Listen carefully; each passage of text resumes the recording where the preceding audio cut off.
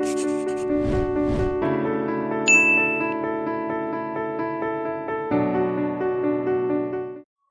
respected teachers and all my friends. Today I am Mahi going to recite a poem in front of you. My poem name is My Dad is Essential. My dad is my role model for most things I do. I look in to see what's right. He always get me through. I look in to see what's right. He always get me through. I hope my father can understand that how much I love him and care. He's my hero and my rock. My dad is always there.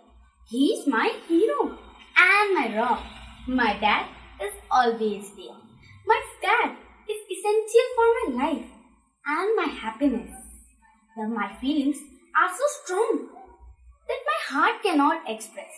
My feelings are so strong that my heart cannot express. There are much more about my dad that I would like to share. But I will end up by saying you that Happy Father's Day. Happy Father's Day. Thank you.